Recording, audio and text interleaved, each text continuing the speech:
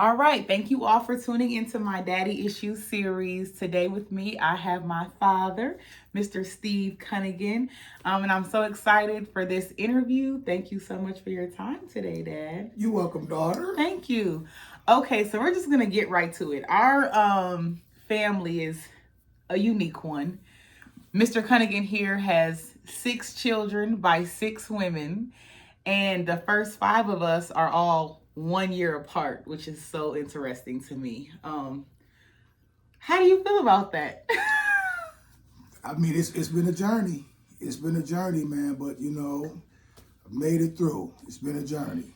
Okay. Do you have active relationships with all 6 of your children? Actually, no, I don't. Actually, I have active relationships with 3 of them. Okay. My son, Stephen Cunningham Jr., Okay. yourself, and then young Sair Amir. He's 4 years old. Now that's when I learned that you were having a child, we're all 30 or close there too, and you had a 4-year-old. How is that? Man, it's challenging, but it's a blessing. It wasn't planned. It's something that that happened, and here we are, man. I mean, it's a blessing, man. He keep me busy, keep me going, and I wouldn't trade it for the world. Look at that. Okay, so I want to talk about our relationship, right? Mm-hmm. So, it's been rocky through the years. We've been up and through there, as I like to say. You and my mother, y'all were together briefly. Mm-hmm. And then you kind of been kind of intermittently there through my childhood, and then in adulthood, I've worked hard to keep our relationship afloat, as have you. But I'm gonna say that I've worked very hard. Oh, you say you put more work in than I did? That's what I'm saying, Dad. Do you agree? I mean, If you don't agree, tell me. I mean, actually, yes. I mean, because in the beginning, I was in your life, and then some things happened between, you and your mom, which not going to get into that. That's personal. But then I was absent out of your life for a long time. You know what I'm saying? I was absent out of your life for a long time, and you used to try to reach out, and and sometimes I didn't answer the call, and you know what I'm saying. Then we eventually, reconnected and try to rebuild our relationship. Right. And I remember I was in like middle school once. I believe I was middle school. I was pretty young. And your father is not and has not been in your life. And I have not met him ever. He literally lives in the same city that we're from, right?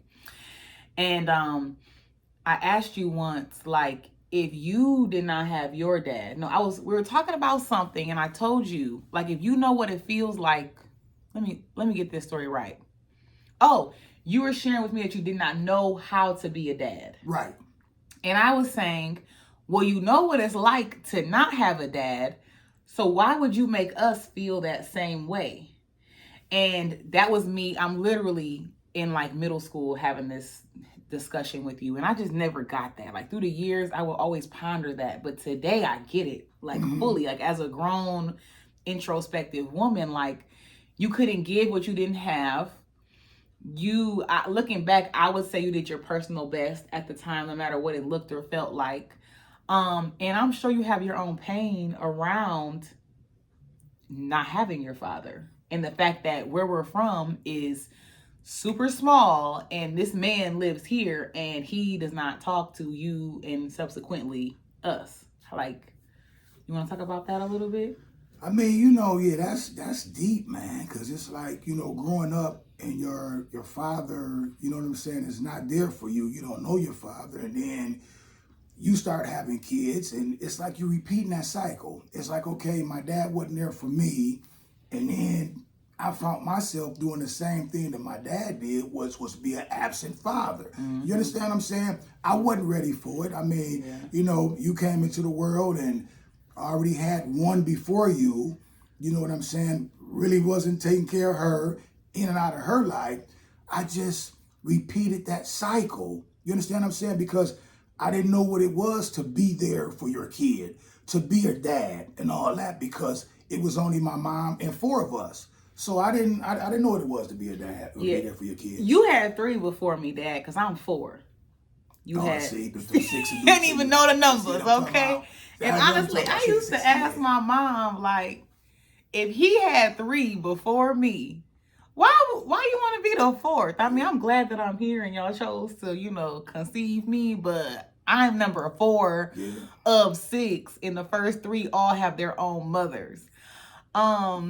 Okay, so through the years, maybe right now is at the time we're gonna go into all of our intricate stories because we have a lot of stories. As you mentioned, you have active relationships with me, my brother who I call June Love, and then our youngest sibling, Sair. And Junior and I often talk about how we've had to work hard to make our relationship, work. And my feelings have been hurt through the years multiple times. And I'm not shy about letting him know. I never have been shy about letting you know. Nope.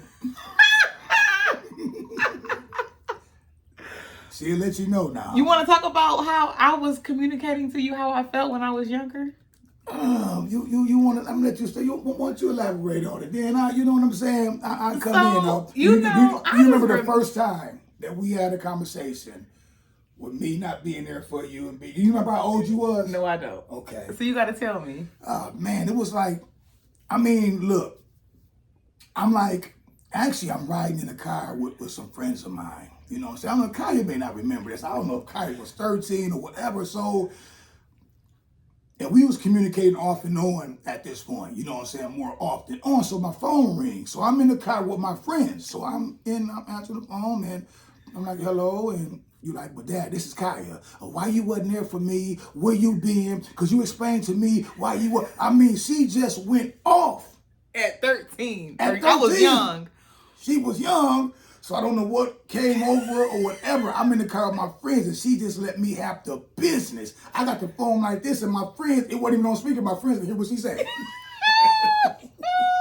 I remember where I was living. I think we were living in Evergreen Point. And I don't know if this is the same time, but like you were supposed to bring me some boots for the winter. And you were so far as on your way.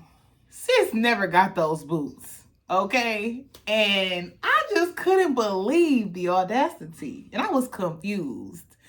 And I guess we just had to talk about it. So what did you say? Do you remember what you said or you just did some listening? I did more listening because you caught me off guard. So I'm like, damn, this is my daughter giving me the business. What she's saying, by the way, is true. I had no comeback for it, really. You understand what I'm saying? And I really couldn't make up no excuses or whatever because she caught me off guard. So I pretty much listened, and then I tried to give her the, don't talk to me like that, I'm your dad and all that, but she kept on with that business, man. So I just finally got off the phone. Listen, we don't suffer fools, y'all. So I remember like being young and I would come to your house on some Saturdays and you would take me to get my hair done and like just through the years. But when I was in college, my mother and we had a pretty rocky relationship at different points. And so I lived with you, I think twice. I feel like once when Junior was there, another time my senior year of college, it was just me. Yeah.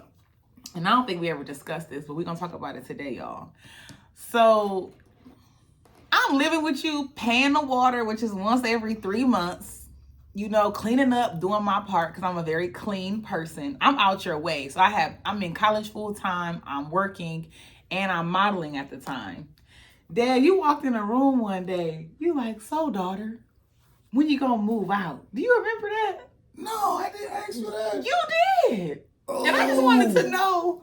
I'm thinking like, you got this big old house. I'm barely in your way. True that. We are like passing each other. Like 2 ships passing in the night.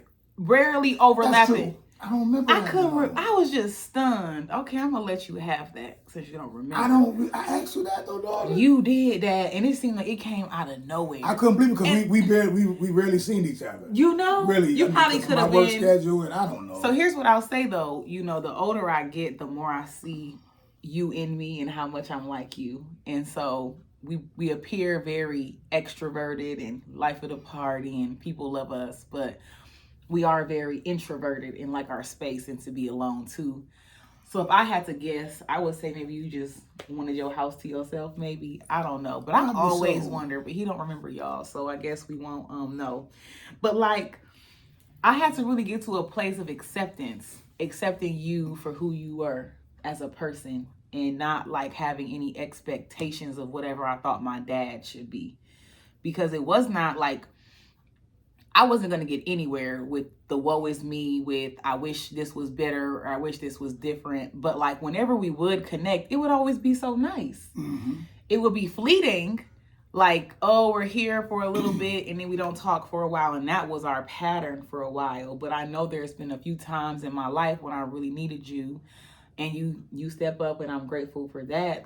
But you know, through the years, the pain was there. I know I just had to let things go for myself though. So one of my boyfriends, he got to see honestly how you and my mother used to have me stressed out. And stressed out in ways that were predictable. Like you two have patterns of behavior. So I could almost know what's going to make my mother upset and do her thing verbally.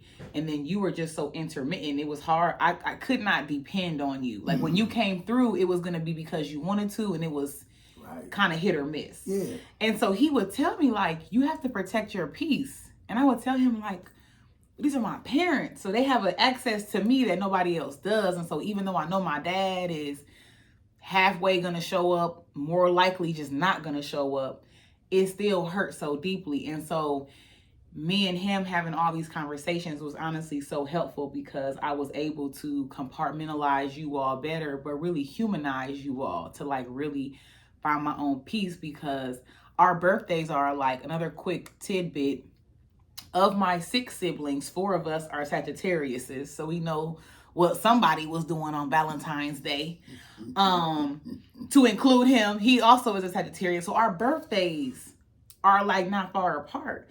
And you may not know, but like literally, I don't recall a happy birthday from you until like my 21st birthday and past that. I even lived with him. And this is important to me to say that because I want my siblings, if any of my other siblings watch this, to know, even though we talk more than you talk to them, it's not all glitters and gold. Oh, no doubt. It's acceptance. Yeah. We lived in the same house.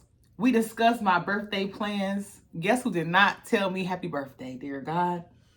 That must have been me, huh? It was you. It was you. But even though, you know, maybe you wouldn't say happy birthday or just other things, I still was committed to building our relationship. So I would still try to take you out for yours or for Father's Day, try to do my part, just because even if you weren't able to show up however I thought you should have, I wanted to show up for you. And so, you know, there's a lot of acceptance, forgiveness before somebody is even ready or willing to apologize for things. Like, I just think that our healing is our own responsibility first. You know what I'm saying? But with time, things have gotten, you know, better, especially for me. Like, again, acceptance, we can talk about whatever. But you've always been, for me, we've always had hard conversations when I wanted to have them. Yeah, the boss. They call me Big Kaya. And it's not for nothing, okay?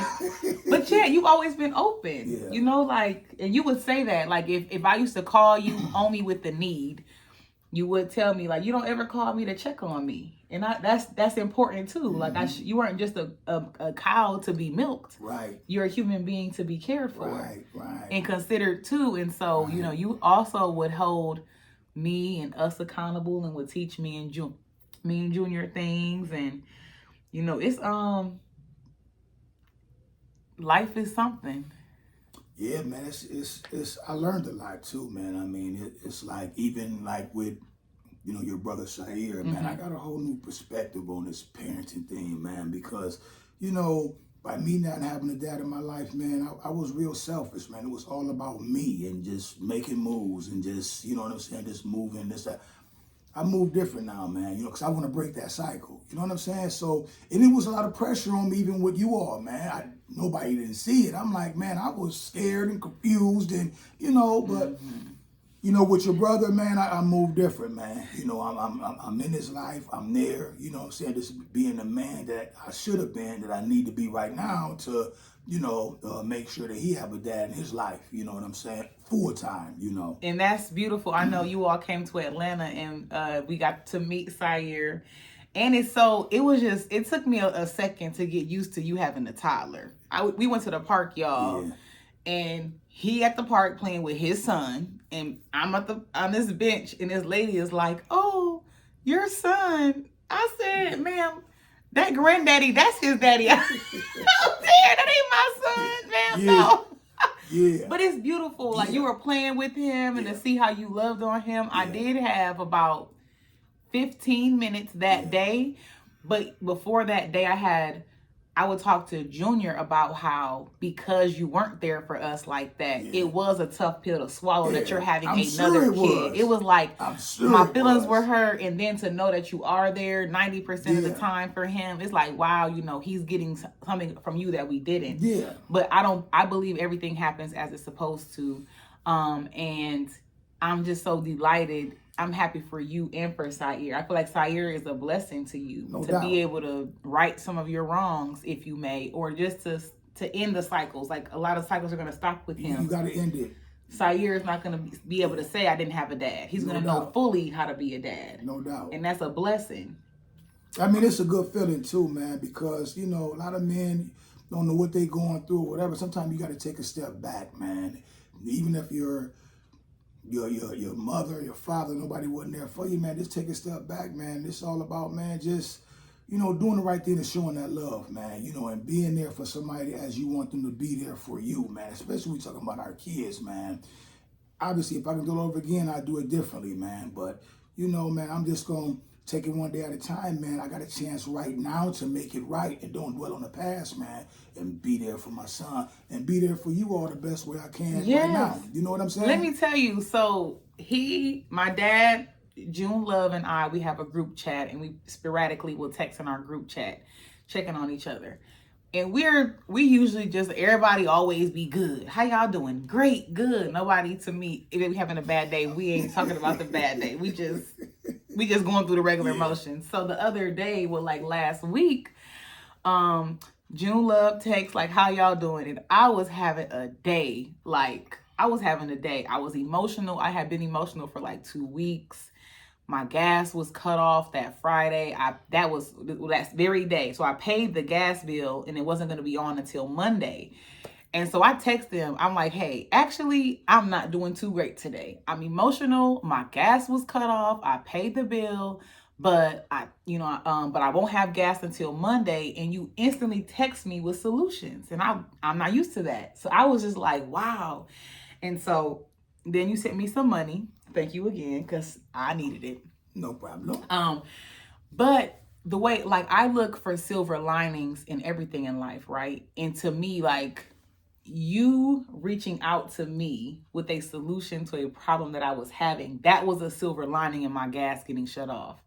Like, no, it wasn't ideal, but that was so special to me that you did that. Like, it just warms my heart because I was not expecting it, you know? So thank you again. But a silver lining in everything. So even in our relationship, I get a certain strength from what I've been through with you and from the hard conversations that I've had with you. Like I'm better for them, and hopefully, like, talks like this will help other people in similar situations, you know?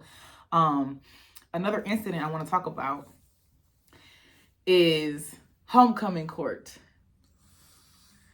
This one was probably the worst of the worst, y'all. So I was on homecoming court, and you bringing up some doozies, ain't you? Is we gonna keep it real with the people. Now listen, we have had forgiveness and we have moved on, but they have to see what we've been through. Yeah, no doubt. Because we have been up and through there. No doubt. Like, my feelings have been hurt deeply, but I still love you as if you were there every day. No doubt. And that's the message. So homecoming court. I'm on homecoming court, and my mother, you know, they walk you down the football field. Your parents do. That's not my mom's vibe. So he was going to do it. So he was excited for it. All week he's coming. We talking. He got a tux. The night of homecoming, guess who is nowhere to be found? And his girlfriend at the time, she comes like, oh, you look great. Have you talked to your father? And I'm thinking, like, girl, that's your man. Y'all live together. If you haven't talked to him, you know I haven't talked to him. You did not answer your phone. We didn't talk. Like, you just totally left me hanging. There's no other way to put it. And one of my mentors from school ended up walking me down the aisle, down the field. June Love was there, you know, that was nice. But you want why? What? I know what you told me why you did it. Do you remember why you told me? Do you remember why you did that? Nah, you know what? I don't remember, you know what I'm saying, what I told you, but man, I just, you know, I got caught up doing something else. It's no excuse for it. Right. I'm not even gonna try to sit there and justify it right. or whatever. I should have been there, but I put you something chose to do something I else. chose to do something else, and I put something else, you know what I'm saying, before that situation. Got it. That's all I did. You know what I'm saying? I mean, okay, man, ownership. I gotta take that ownership of it, man. But I forgot. What did I tell you though? You told me, because at the time my godfather, Cody, was in prison, and you said that you realized if Cody would not have been in prison, I would have asked him to walk me down the football field and not you. Wow. And so, wow, that's what you told me. Yeah, I made some stuff up. You just was getting your out. Yeah. Yeah, because you with women was the thing. He probably was with a woman. Let's be clear. Probably so. Because that's another thing. You know, so we've already established that I have 3 dads. My dad, my godfather, and then my stepdad. And all of y'all are ladies' men is what we'll call them. They've never been short on women. They all had multiple women at different times, and they were never hiding things from me. And so, you know, I ain't gonna blow your spot up, but I mean, he had 6 kids by 6 women. So that speaks for itself. You know what I'm saying? You just blew it up. But the thing is, like, y'all are all like sweet men who take care of your women, who are charming, who buy them gifts, who take them out to eat. And again, none of this is being hidden from me. And so I grew up to literally expect all men to cheat. It was really hard for me to feel special from a man, because even if a man was buying me gifts or doing nice things for me, I'm thinking like, you could be doing this for me, Sally, Jane, Keisha, and whoever else too. And then it was hard for me to be attached. Like, I was detached. A lot of my friends would do things and just get all attached, and I would just be like a dude. I mean, just simply put. Like, I don't know. So that was not having an example of how a man should treat a woman really influenced the way that I showed up in relationships. And it took me a long time to like realize that. And so now I've softened up. I'm super emotional, and it's much better now, but I had to sort through the weeds there, and we never talked about that. Yeah, I know, man. That's, you know, having that example, man, it's like, I only had my mother. She was the only example that I had as far as growing up, and you know what I'm saying, having that example. And the rest I got straight up from the streets. It's rough out there. You in survival mode. You ain't caring about nobody. You not, you know what I'm saying? You hard and all that. And that's how I moved. And I moved that way, and unfortunately, it affected the way, you understand what I'm saying, the example that I set for you all. Yeah, and Junior too. Junior he's a you. I was telling him, like, you are your daddy's son. He's getting better, as we all are. But, you know, I think sometimes fathers underestimate parents, period. Like, y'all are human beings before your parents. And, like, as adults, you know, I'm able to not put you on a pedestal. But as a kid, all these examples matter. And because the kid look up to their parents, no matter what. They don't understand, okay, you not making it, or you not. They looking up to the parent as the superhero, exactly, the savior, this and that and the other. But then, the example. If you the parent and you didn't have no guidance of yourself, and you trying to fake it, you know, until you make it, you doing all that. What that's doing is that's trickling down to your kids. You understand what I'm saying? I mean, I see it, I know it now. I wish I would have understood and knew this, you know, then. And then that cycle continues, happening right now somewhere in the world. It is. And that's why I said with my 4-year-old, I'm not going to do that. I know how I want the outcome to be with this. I'm going to be there with him. I want him to know that my dad was there for me from day one to the end. You understand what I'm saying? Because now I truly know better. Right. And I wanted to break that cycle. And I'm so happy. You know, we were just talking. I'm just grateful for that. Sair is so blessed, and he gonna have senior citizens for siblings. But at least he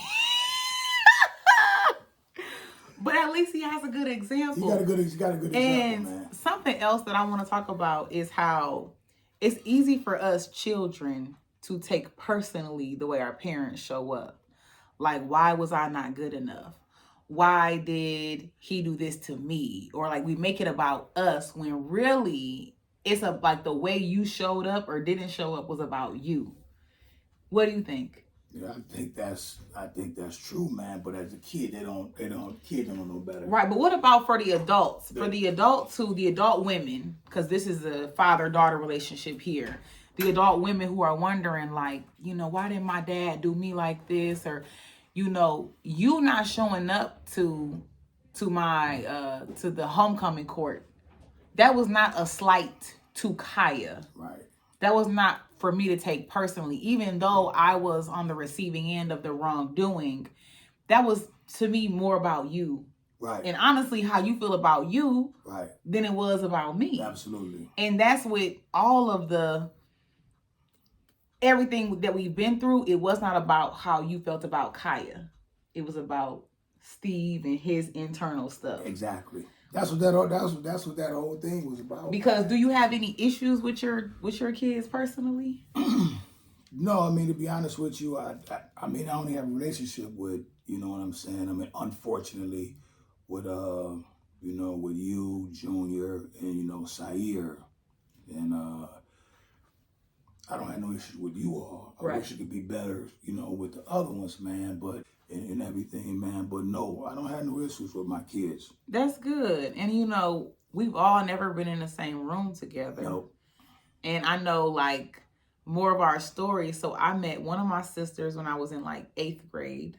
I met another sister when I was in 10th grade.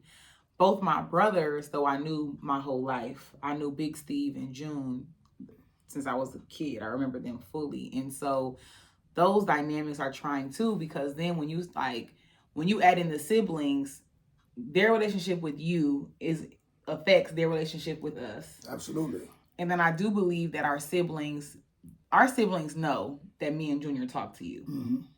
And I believe that they could potentially think it's more unicorns and rainbows than it has been. But I just think Junior and I chose a different road of acceptance. And like our feelings have been hurt through the years. And you know what? We've talked before, and I don't think I've ever shared this with you. Like we have talked about, is it better to have not had you at all than to have you in pieces? Boy, that's deep. Isn't that deep? Because it's like, when you just don't have something, you don't know what it's like. Right. But then to get you and it's cool and we cool and it's good today, and then tomorrow it's like, oh, you're not answering the phone, or, like that's a different pain because you know what it could be. So Junior and I have had a discussion more than once. When one of us has been like in the throes of our feelings, we've discussed that, Right, right. I mean, man, I can, me looking back now, look, I really don't know my dad like that, man, but I'm glad I knew him in pieces, and I'm grateful and thankful for that. So I know who my dad is. You understand what I'm talking about, man? Because, man, I mean, I wish it could have been better, man, but I'm just grateful and thankful that I know my dad. I know who he is. You understand what I'm saying? Unfortunately, the relationship piece never was there, but I'm just thankful I got a chance to, to know my dad. So so you were rather to know the pieces than to not at all. Yeah, I get it. If I know the pieces, I got a chance to put the pieces to the puzzle. Okay. And there's always hope there. There's always hope there. Yeah. You know what I'm saying? Even though it wasn't there, same with me and my dad right now. My dad's still alive and well right now. There's still that hope there.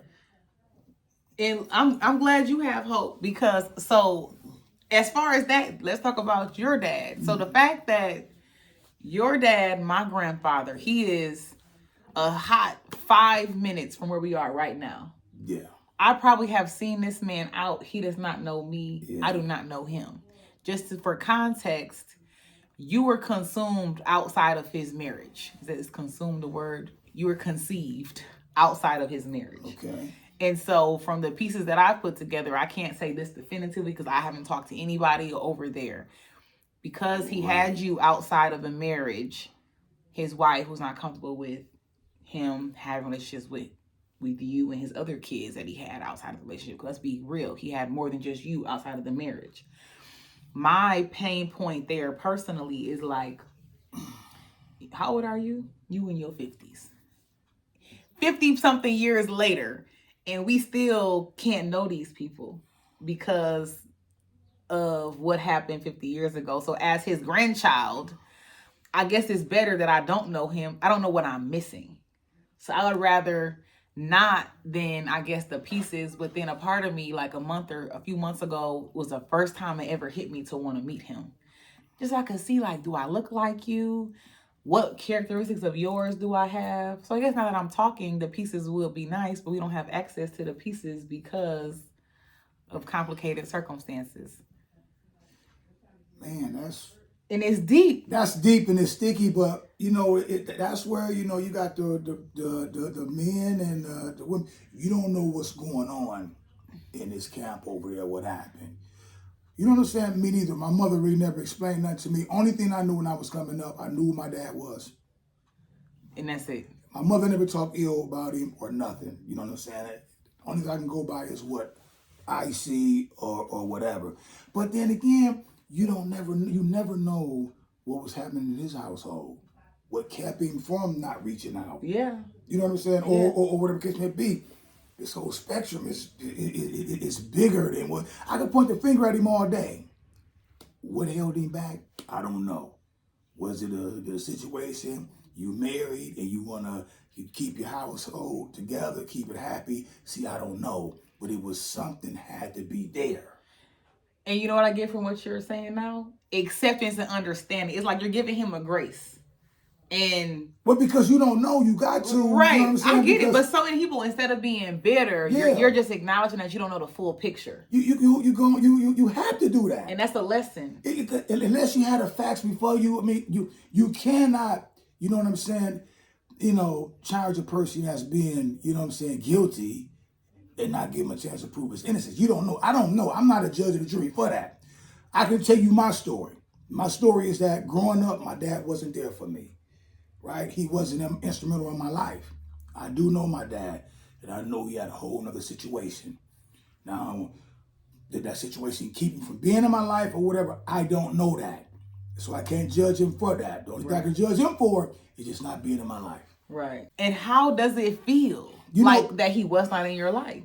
I became numb to it. I became numb to it because once I realized that, my dad wasn't in my life because, like I said, it was just my mom raised 4 of us. That's all we knew. I became numb to a dad being in my life at this point because my mom showed us so much love. And my mom never talked about our dad, so never said, he's no good, this and that and the other. And see, that's what, and she just kept us focused on her and the love that she was giving us. You feel what I'm saying? Now, go ahead. No, you go ahead now. I think it probably would have been a different story. It should have been like, that no good such and such. He ain't doing that. But my mom didn't do it. She just showed us the love that she had to give us, man. That took us a long way, man. And that's a blessing. Now, I want to know, because I feel like women, I believe strongly that women are given more permission to feel their feelings than men are. So women, we're more vocal with our pain, for example, and we cry. I've never seen you cry, ever. I've never seen you like, I don't know, like because I know you. I know when you're not your normal, happy self, but like we've never like talked about your sadness before. And so my question is there any sadness that you have around your relationship with your dad? Oh, man. I did in the beginning. Okay. But I outgrew it, man. It was like when I was younger, I used to see my dad around and, go ask my dad for money. I used to tell my mom, look, my dad over there, I'm going to ask for some money. My mom used to be like, well, if he don't give you none, don't get mad or whatever. Sometimes he gave me money. Sometimes he told me he didn't have money. Then it became a time I became numb to that. Okay. And said, you know what? I'm not going to ask him for nothing ever again. Mm. But it was still that bitterness in the inside. Okay. And I think that probably carried on. That's the part that has carried on. Yeah, exactly. Now I repeated this cycle when I started to have kids. Mm-hmm. It's like I'm already harboring this bitterness in the inside that my dad wasn't there for me. And unbeknownst to me, I'm showing this same pattern when I started having kids. Come on with the truth. I'm showing the same pattern, but I wasn't thinking about that or thinking, I wasn't in this mind frame then. You know what I'm saying? But that's how I was moving. That's how I was doing. If I just would have looked in the mirror at myself and then I having these kids, man, you're doing the same thing that your dad doing to you, that he did to you, is you just being an absent father. You're not there. You're not acknowledging that you got these kids running around here and you just focusing on you. That's what my dad did. I seen my dad, he was by himself. Seeing my dad, he working, he doing something like that. I did the same thing he was doing. The exact same thing he was doing. But I had to come to the realization to acknowledge that. I had to acknowledge that and just do things different. But I wanted to break that cycle. It took a long time to do it. 5, 6 kids later, dear God. But at least you acknowledged it. And you have to do that for you, though. You got to do it for you. That's the part, because you got to do it for you. Like we said earlier, I asked you, if you know how this feels, why are you doing it? But back then, you weren't ready to have that introspection, and you didn't have that revelation yet. I mean, So it took you your own time, which is why I think, for me, a big message for children, for daughters with their dads, it's not about us. Like, it's not the way dads do or don't show up is not, or even parents, even for sons and their mothers, it's not for us to take personally. It's not like, oh, he must feel a way about me, so he's doing this to me, or, oh, what about me? Like, no, the way you were showing up was about you. Yeah. I was just on the other side of it. And so I do believe that everything happens, for our greatest good. And I'm just, I can see to me, you never were harsh with me. But like, you've softened up with time. You know what I'm saying? Like, you just seem more open, because when you were all about work, all about you, just you, it was different. But to me, your heart is just more open today. And it's been like that for the past few years, I would say. Thank you, Jesus. That ain't nothing but the grace of God. Come on. God will do it. Every time. I'm going to tell you, man, for real, God will do it. If you let him in, he'll massage your heart. He'll lead you where you need to go. But you got to let him in. That was God. He the one softened my heart. He the one did that. You know what I'm saying? As long as I follow his lead, I could never go wrong. See, okay. I was following a different path then. But I got a question, because you used to be a deacon in the church. Yeah. So what's the difference? To me, something else happened. God is in it, but it took God a while to massage your heart. It took God a while, but I mean, you know what I'm saying? You've been close to God. I've been close to him, but I fell away. I just started walking. I walked away from God and started, you know what I'm saying, doing something totally different. And then, you know what I'm saying? I mean, I just started walking a whole different path. Again. I went back to that again. You understand what I'm saying? But it was when I was walking with him, when I had that relationship with him, I had that inner peace. He was blessing me. He blessed me with a good job. He blessed me with all that. And I lost all that. I lost all of that because I got back into my old ways. But every time I follow God and every time I let God in my life and order my steps, it was peaceful and it was wonderful. But when I was coming up, when my dad wasn't there for me, one thing I did say to myself, I'm not going to let him not being there for me define the direction I want to go. I'm not going to let it. I'm not going to use it as a crutch, excuse. He's not there for me. I'm not going to let that define what I want to be, who I want to be, the direction I want to go. And I feel that, and as because as your daughter, he who was not always there, right.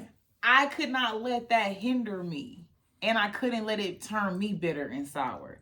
Now, granted, I had things that I had to unpack, that I did unpack, some things with you, a lot of things without you. But today, like I said, like as a full-grown woman who just looks at life differently, you did your best at the time. And you're a human being. and it was not about me. Yeah. So I have one more question. So we're definitely going to be doing more interviews like this, and I want you all to maybe ask us any questions you may have, things that you think we should discuss that may help you have a little more insight to have, a dad's perspective. But because I have Cody and Keith, and I want to know, like, how do you feel about that? That's two other men who are fathers to me, in addition to you. Like, you are my biological father, but they mean the world to me just like you do. Man, how does that feel for you? I mean, it's a blessing to me, man. I got the utmost respect for, Cody and Keith. Me and Cody, we go back a long way from childhood friends. But you know what, man? That's a blessing. I mean, I think it's unique. You got 3 men that was instrumental in your life. Yeah. You understand what I'm saying, man? So, I mean, I think it's a blessing. My hat's off to them guys right there, man. I think they did a great job also. Thank you. You understand what I'm saying? No problem at all. And we've never discussed that. I've never asked you that. Never. And that actually brings me joy because I wondered, like, what that was like for you. But I also, in saying that, I've never heard any of you talk bad about the other. And I don't know. I just really love and appreciate that. And I do know it's a blessing that I do have 3 amazing men in my life. And it's a blessing that's not lost on me. And yes, I've been up and through there with all 3 of y'all. Let's be clear. Just with the love came a whole bunch of extra additives on top. But it's all for the best. But thank you so much for your time, Dad. No problem, daughter. I love you, and I cannot wait for us to do this again. Y'all have a great day, and thank you for tuning in. Peace.